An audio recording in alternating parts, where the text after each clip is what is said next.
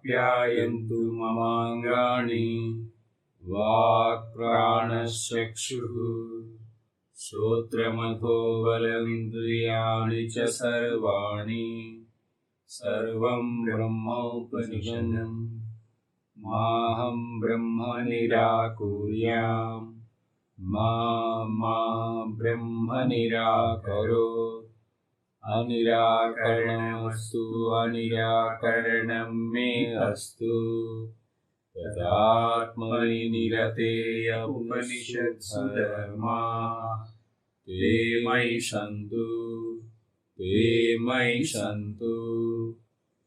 Om Shanti Shanti Shanti. Last class we discussed about two analogies. This is lightning and winking.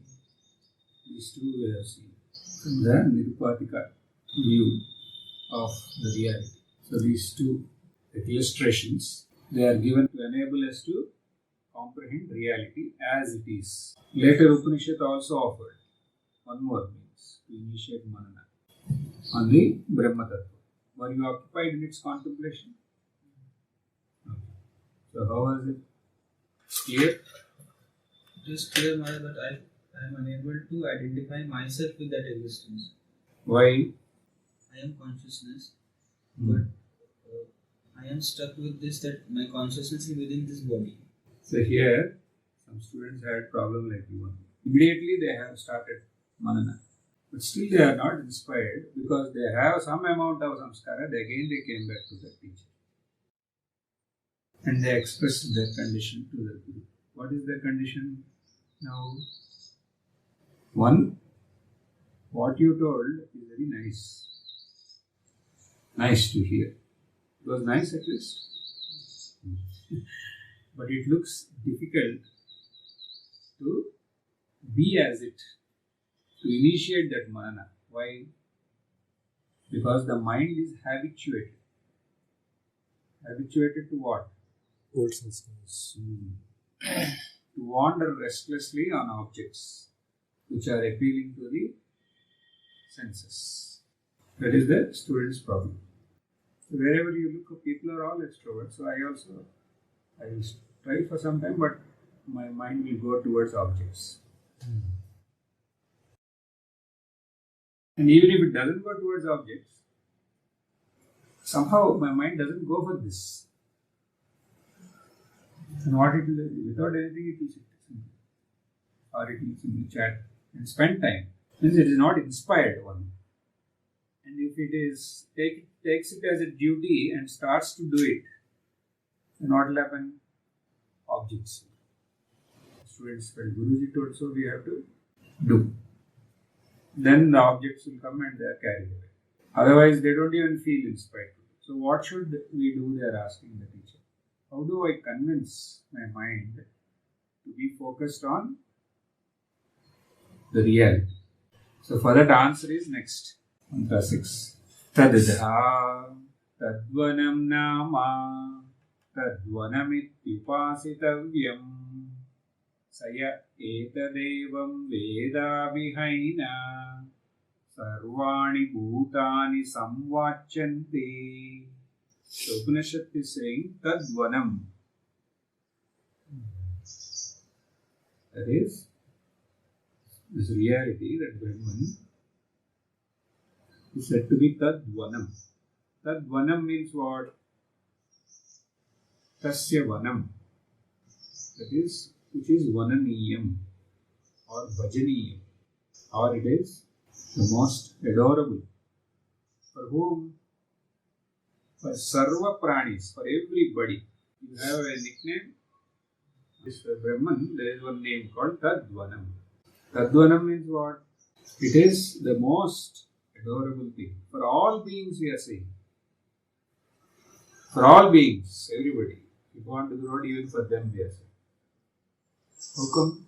Yes. All beings are unknowingly worshipping or trying to reach and realize this reality only.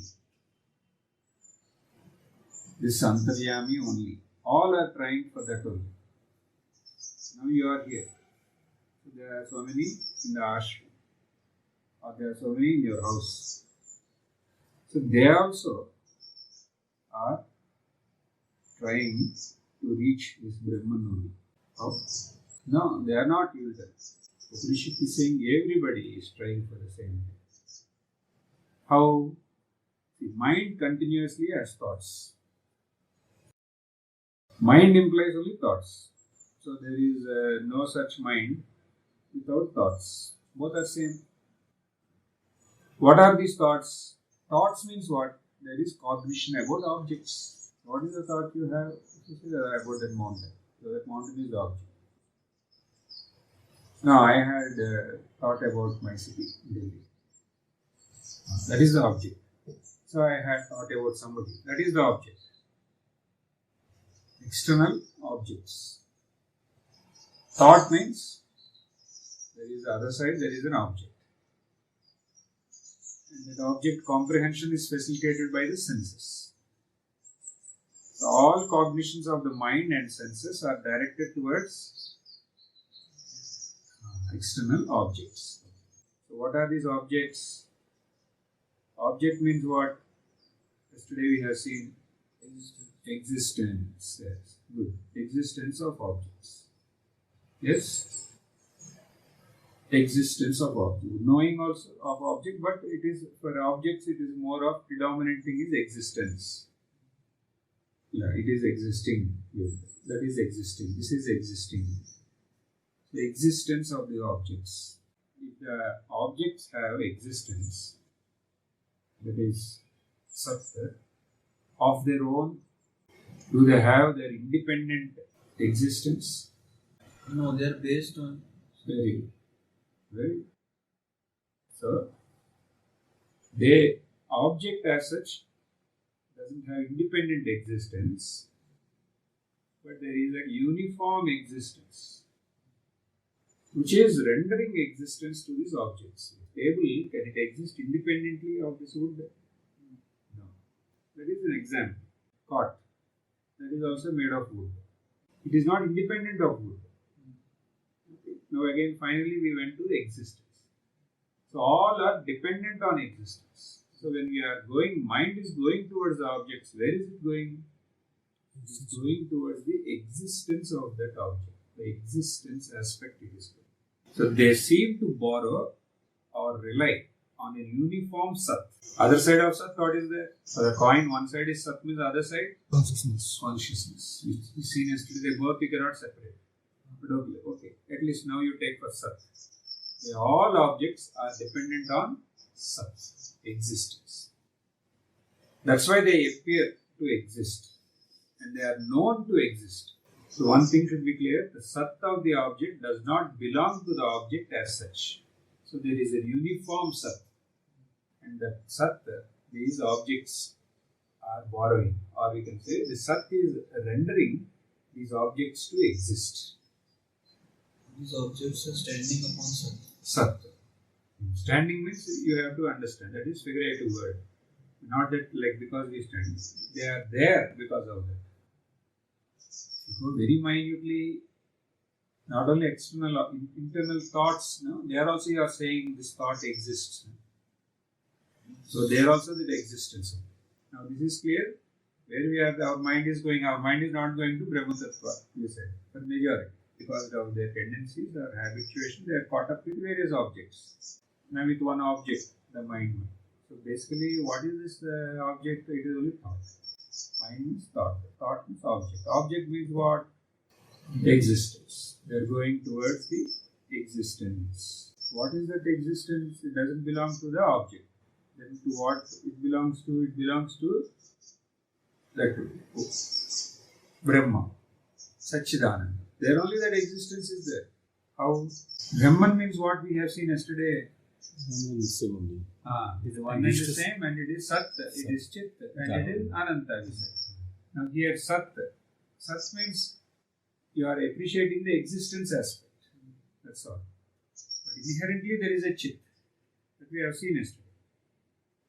Because of which the Sat is being illuminated. They both are one, we are saying. But anyway, for objects, the most evident thing is the Sat aspect. They exist, you say. So, to where does the mind go is basically it is going towards this Sat. Sat, the other side is Chit, and as Sat and Chit, what is it?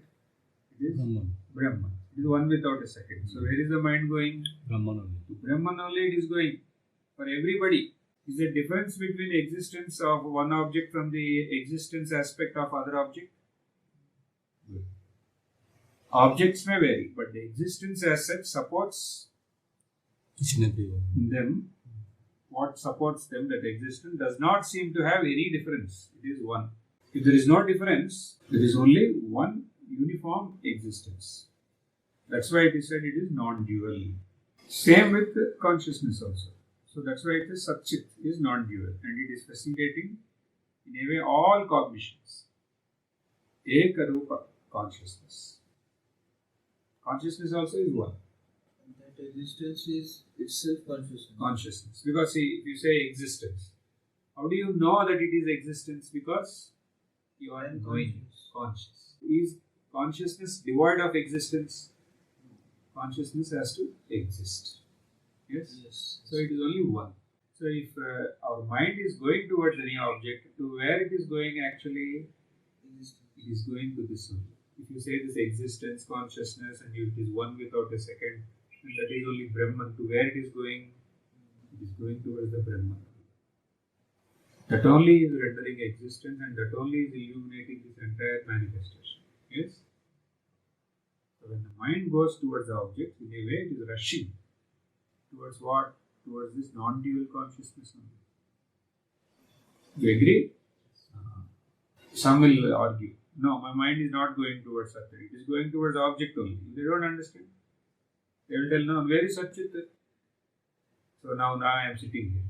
Where is your mind going? My mind is going towards, what you say, towards Rasgulla. But that is not an object. That is only an object. Where is Satchit? In that Rasgulla, we say that they have not understood what we are saying. So let that object be Rasgulla, but where is it going? We are saying actually it's going to the Satchit. They will tell, no, it is not going towards Satchit. It is going towards the object. Okay. Why is it going towards Rasgulla? To gain happiness. That we will agree. Why it is going towards any places? Because to get happiness. Yes or no? Either directly or indirectly, objects tend to bestow happiness. Directly, some indirectly.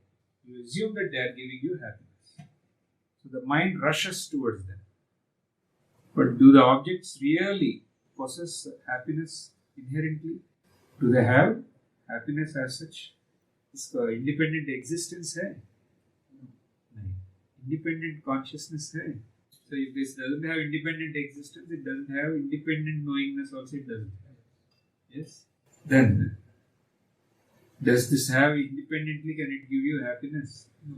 Apart from this conscious existence? No. That is it. Is there any object which can give happiness universally for all? One object which will give happiness universally for all. Is there anything like that? No, there cannot be. Some objects will give happiness to some will give happiness to others. But same thing you will not do. Some may even give misery for others. Bajra roti, it will give happiness to some. But to you? Aloo paratha. Yes? Okay. Like that, each one will have their own. So, the objects will vary. But everybody are seeking them only for happiness. For some they are giving happiness, for some they are giving misery. So inherently they don't have. The object as such doesn't have. Then why some are having happiness, some are not having?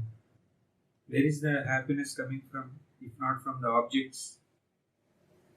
What is this happiness? It is coming from where? From the non-dual aspect of the conscious existence. You have seen now? Each object has existence. Towards that only we are to. Other side is consciousness. and the mind is rushing towards them. You will say, I don't know anything about your conscious existence. My mind is going towards that object, towards that alopa only. Why it is going there? Happiness. Is that object has inherent happiness, then everybody should. That is also. And that means that is not inherently, it is not there.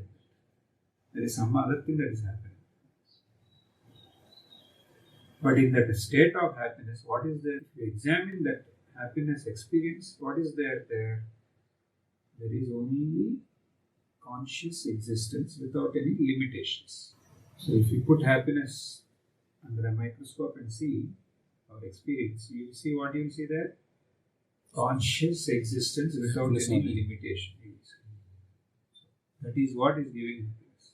And the senses cannot take happiness from that consciousness because it cannot objectify that consciousness. Correct.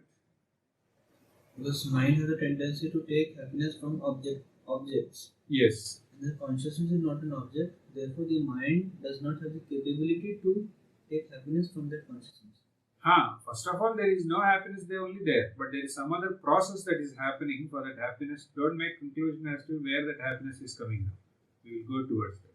If you go towards an object, you are going only towards the existence aspect. The existence aspect means there is other space consciousness also. So for you, it will be easy beginning to understand that there is existence here. If you say that no, my mind is going towards object, not towards existence, then why it is going there? It's going because of to get happiness.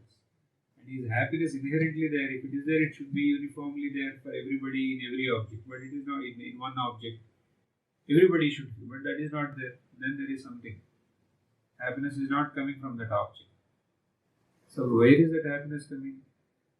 If that object is only existence, and if that existence is consciousness, and if it is non-dual, from there happiness is coming. Then you should question again. Then it should be uniform for every object. Everybody should have happiness because this is uniform for every object. What? Deep sleep. No, Satchidananda is common for every object. So everybody should have happiness. You are following? From the non-dual aspect of this conscious existence. So that way will come again. That doubt. So you have to, this is a subtle topic. You have to be very careful. But if you comprehend this one well, then you will be effortlessly be free. Effortlessly. From the clutches of the turbulent mind and senses. Swami Vivekananda will insist on what? Sublimation. So that will become spontaneous with this. If you comprehend it, it will be effortless to be free from the clutches of Mind. Turbulent mind. Now, take one object that seems to always pull our attention. What is that object? Something. You have some object. Your favorite dish in a movie is there, or any cricket match is there. I don't watch it. Book is there, or any politics is there. So that is the object. All these are. So when you are occupied with that object, with your senses and mind, in a way you are reaching to the conscious existence of that particular object itself. Yes. Now who is it that is reaching towards that object? Now we will come to the subject. That we leave there. That part, if it is clear, that is enough. Now, who are you as such? What is supporting you to exist? Existence. From your childhood till you are born till now, what is it that is facilitating you to exist? The existence itself. The existence itself, which is inherently knowing. Then who are you? Who are you then? You are that changing phenomenon No. which appeared as a small lump of flesh when it was born. And then it became huge like this. And then it will further change. Who are you? What is it that is common in all these things? That only you can be. What is that? Existence and consciousness. Yes. So who are you? As such means we are this conscious existence. But that itself is happiness, but we don't recognize. Everybody is that only. But why we don't appreciate? Because we are caught up with this body mind. We don't initiate inquiry. As such, we are this conscious. But if you don't know that you are this conscious existence, immediately you will assume that you are this body. Yes? And the body, what does it want? The body, mind apparatus, it feels it is this. It wants now happiness. Because it is feeling it is this body, mind. Then what it will do? It will go towards object. Because they assume they are this. And they are already occupied with going towards the object. Why they are going towards the object? To get happiness only. But where is this happiness coming? Let us see. We will frame this in line with this discussion. It may be a little different from the earlier, but so that this should solve your problem of the mind going extrovert. So here, you assume yourself to this body, and you assume there is a happiness in the object. Yes? So, if I say, who are you? You will say, I am Mr. Roy. How you are that? Because I, as Roy, am knowing all these things, you will tell. Yes? I am only knowing all these things. You will tell. So, you will predominantly identify with the conscious aspect. So, if I say, how do you know that you are awake now? If I say, what will you say? Because you are conscious. You say, I am conscious of various things. That means I am awake. You will tell. Yes? Means in the subjective aspect, you give importance to the knowing aspect. And in the object, you give importance to the existence aspect. But basically, in that existence, knowing is there. In this knowing, existence is there. But because for us, these eyes are there, all senses are there, so that Shrotrasya Shrotram has already been superimposed onto this senses. So we feel the senses are conscious by themselves. The body is conscious by itself, the mind is conscious by itself, we will tell. We feel that here we are associated mainly with the conscious aspect. And in the object we see the existence aspect. And Ananda, that Anantata, that we are deprived of. Truth is what? In this consciousness only existence is there. In that existence also in the object, consciousness is there. And if you remain as that, if you try to comprehend that conscious existence as conscious existence, then that is infinity. That is happiness. This is what we discussed earlier. But here the problem is what? That person is not able to contemplate and understand that reality. Why? Because it is going towards the object. So we are very critically analyzing what is happening. What is happening here? He associates himself with a knowing person and he gives a name and he identifies with this. He appreciates the existence of various objects as the source of happiness. And then this individual will make effort to get towards that object. Yes? That is what is happening. But when happiness will happen, as such, for anybody, only when you know that this consciousness here and that existence in that object are one. Then you feel. These all are happening unknowingly through a desire. So you have desire to eat Rasagulla.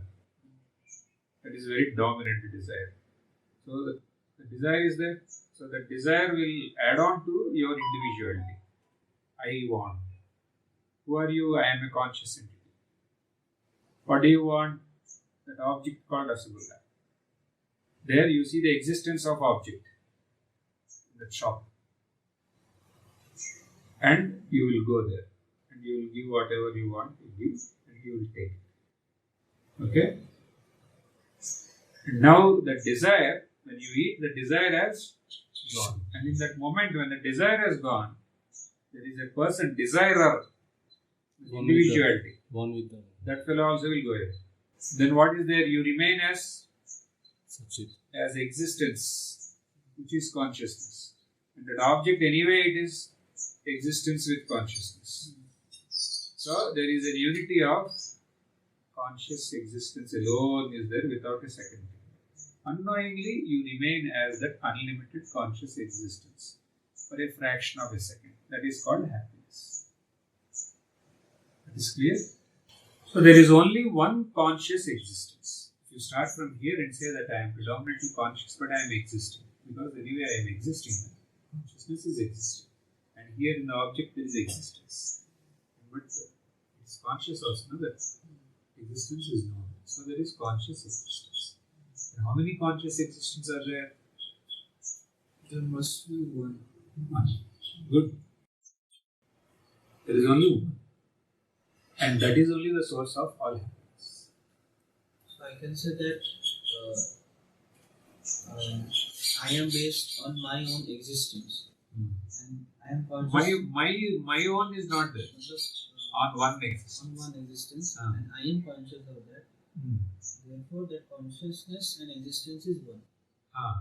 Or you can say that you are based on that one existence. So thereafter there is only that one existence is there. Then where is this I? There is only that existence. So once you comprehended existence, that I has gone. Existence is there. Existence alone is consciousness. And that is one without a second. And the name we are giving for that is happiness.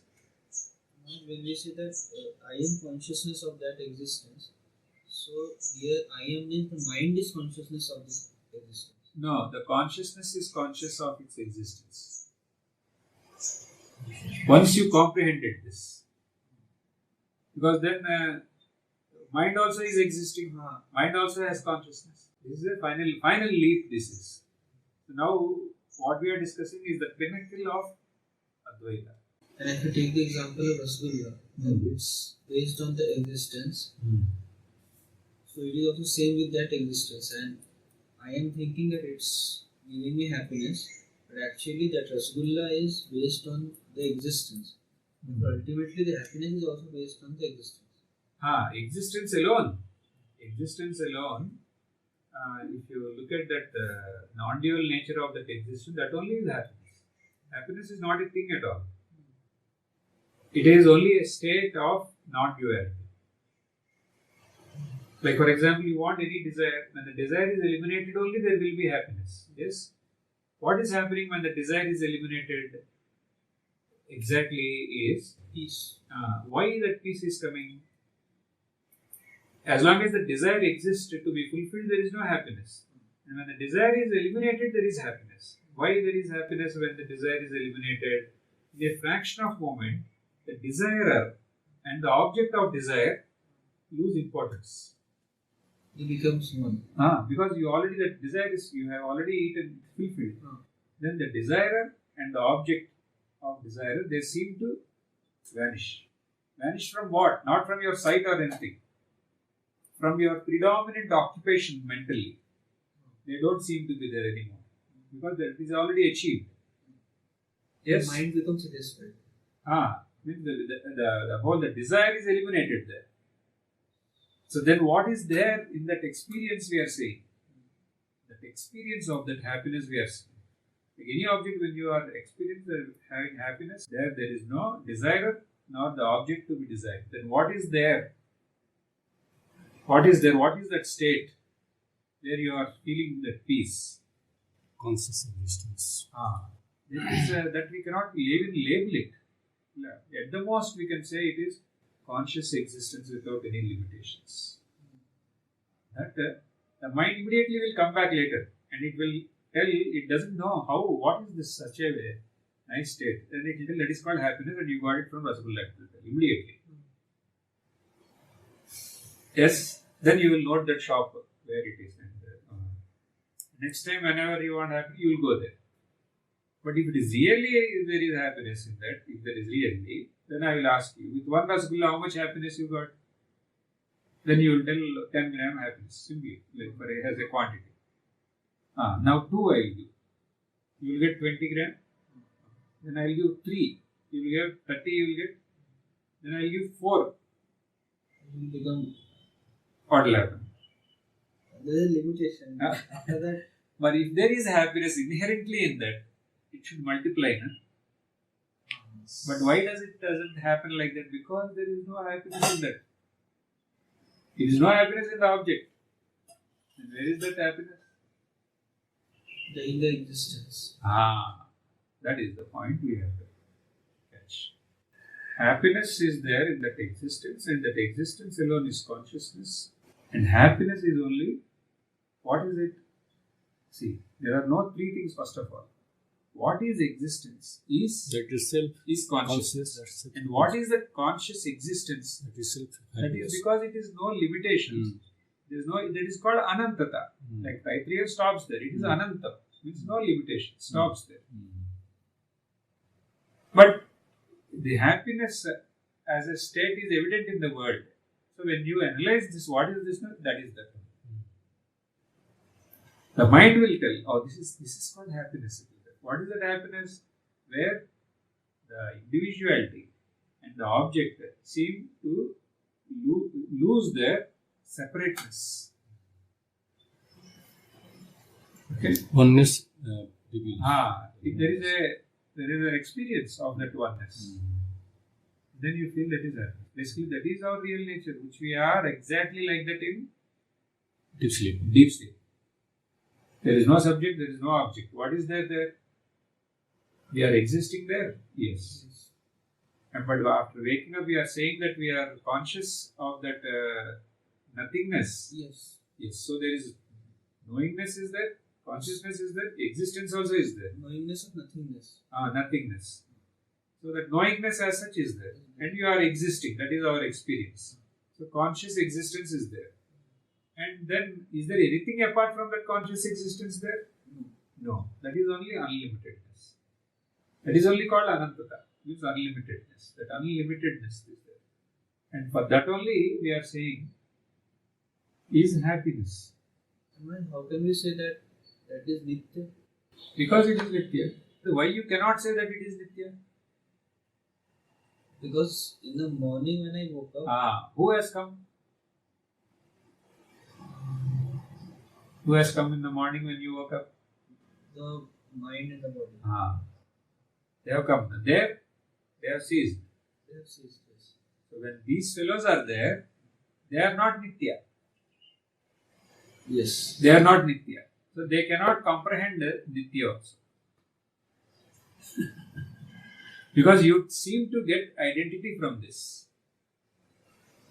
If you don't get identity from this, then what is there here also, exactly as it is. But you are ignoring it. If you ignore it, then you are identified with something which is contrary to that. And that is not nitya. But this is nitya. With the help of that mind itself, I am trying to understand those things. You are trying to understand that, and in that process, what you are understanding, the very substratum of that mind. You are remaining as the very substratum of that mind. So, if you look at all the three states, it is uniformly there. Yes, it is there. How it is there in deep sleep, like that also it is there here. But here we have so many assumptions. So we are coming to get rid of those assumptions. What is the main assumption? Object. Object is there. So what is this object? Why my mind is going towards object? Everybody is going towards that object only. Why they are going to the object? Because object as such, it is a conscious existence. And when you try to know what it is anantata. And that only is happiness. And for that happiness, they are assuming happiness as such is an entity which is there within the object, so all are going towards that. But if you initiate this manana, you have access, or you remain as that conscious existence which is one without a second. Clear? You take that movie and screen. So no images, that is deep sleep. Then images have come. One image is your body, your mind. All that. Now, what is here Nityam? The screen. There also it is there, here also it is there. But if at all it appears that it is not Nityam, it is because of the mischief of the mind, the image, but not the screen. That is the thing. It is Nityam. But if the mind is there, if it has not comprehended what this Nitya Vastu, non-comprehension of the reality, there is misapprehension of the reality as individuality. So that is not Nitya. The Nitya is only Screen. reality, screen. Let us see this one more example. So you cross that side and there is a mountain there, other side of the river. Then we went for a trek. And we are very hungry and it is very cold. So you have a desire. So cold it is, we need something hot. What we will have? Maggi we will have. And put some carrots, tomatoes, everything and make a nice Maggi. Then you ordered for that. And you got that. And what is there then? What is happening there? The conscious existence in the Maggi, it has though merged with the conscious existence in the individual for a fraction or so, till a new desire emerges. So that is a state of non-duality which alone is called happiness. This is what I told you now. Why this happens when I ate the Maggi? The moment I ate, that it merged, like the individuality with that happiness. Yes. It's clear for you, this whole topic. How is this topic of relevance in this mantra 6? Tadvanam. Tadvanam means Vandaniyam. All beings are unknowingly worshipping or trying to reach and realize this Brahman only or Antaryami only, we said. The same idea is echoed in various other Upanishads. Brihadaranyaka Upanishad, what does it say? Atmanastu kamaya Sarvam priyam bhavati. In that line we are going to remind you about that. So we discussed here to point out how unconsciously we all are striving to connect and remain as Brahman. Clear? We don't even know, but we all are trying for that.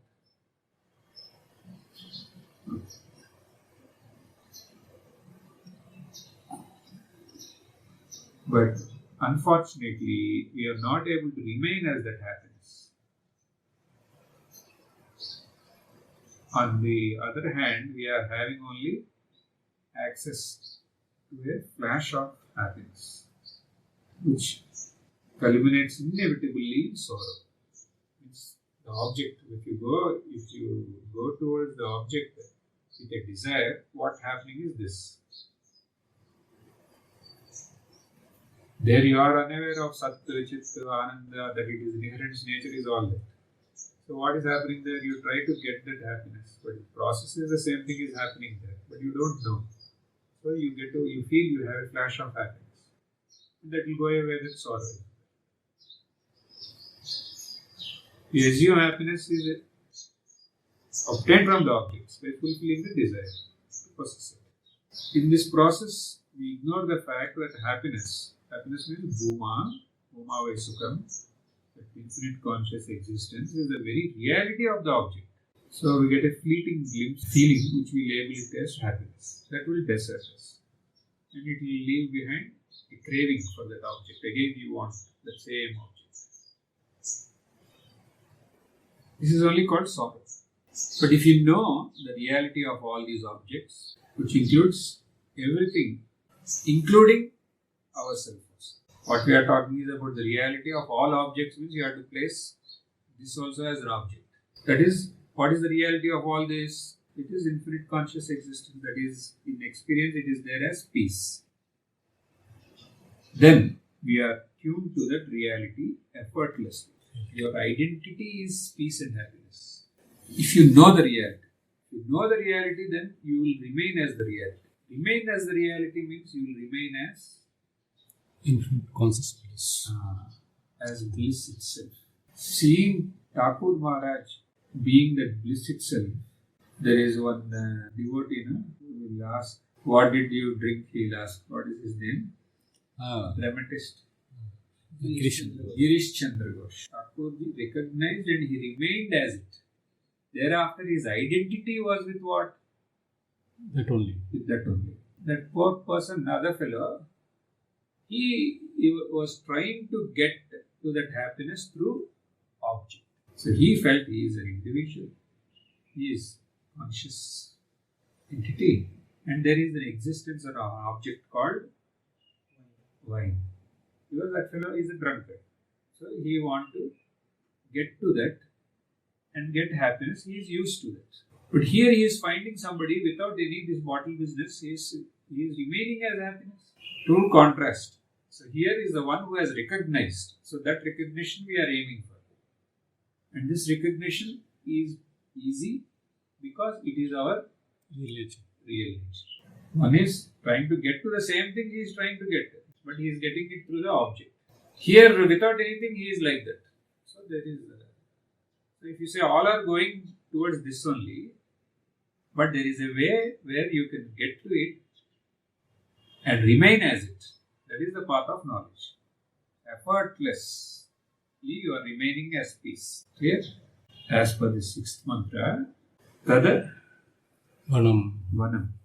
Upasitavyam. So what he is saying, if you comprehend this, then you will not complain that mind is not going towards Brahman and distracting me towards sense objects. To what you are going to get in sense objects, that you have access right now. So if the mind is going, okay, if the object is going, go.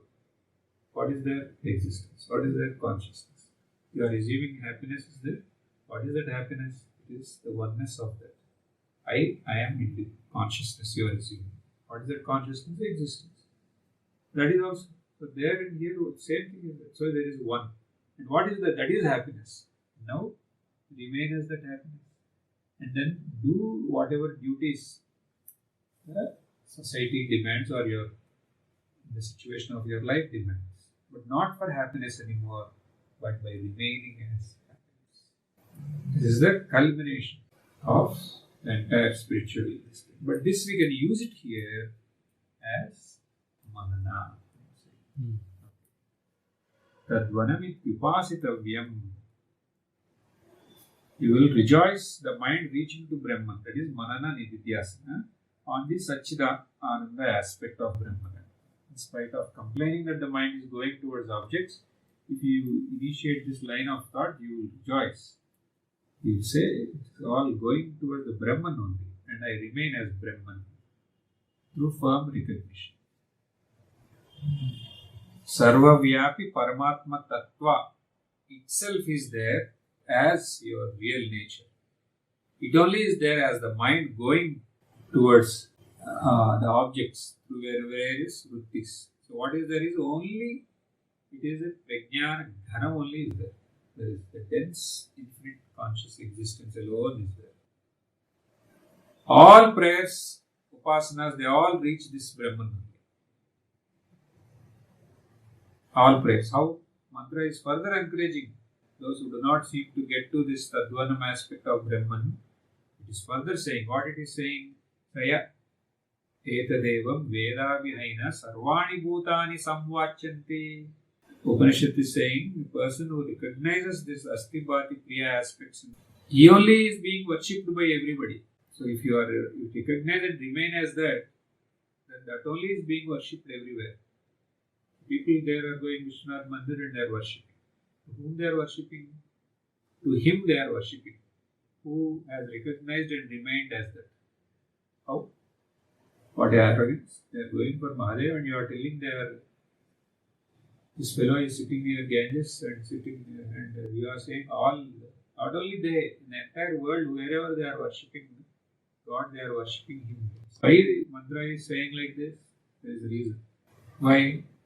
There also its existence. There also that. The deity, the reality of that is only this. Mirror reflects the fire. Yes. Just as mirror, if you put fire in front of the mirror, it will reflect or not. In the same way, mind will reflect what?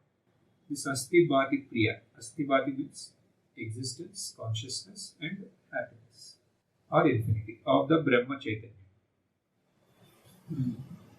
Mind is, because of its presence with the Asti Bhati Priya, It is, mind looks like it is Sanmayam, Chinmayam, Anandamayam. But all these three are from the Tattva, from the reality. But the mind, because of its proximity, it will feel as though it is Sanmayam, Chinmayam and Anandamayam. So who consciously recognizes this and remains as this Brahman is worshipped by everybody. That's what it is being said here. How? When we worship God with our mind, to whom we are trying to connect is to this existence and knowing of the God, which are conscious existence and which is infinity. So this only is the state of the one who consciously has exerted and recognized the Sachidananda. We all are praying to Guru Maharaj. To whom we are praying? Sachidananda only. But why we are using him as an object to connect? Because Why can't you use his object, his photo? Because he has recognized. He has recognized, thereafter he is not there. People assume that they are praying to him and he is sitting somewhere. No. As soon as he is recognized that, he remained as that only. So if you are praying to him, to whom you are praying? Sachidananda. You are praying to all the gods in the universe. Understood? Clear? Point is clear or not? Because you belong to this Sampradaya, what all things I can remember, I can try to bring and tell in that line. Brahmavid Brahmaya Bhavati. Brahmayeva Bhavati, yes. And in the Arathitam prayer of Thakurji, Swamiji writes Chit Ghanakaya, Very good. condensed form of consciousness. Correct.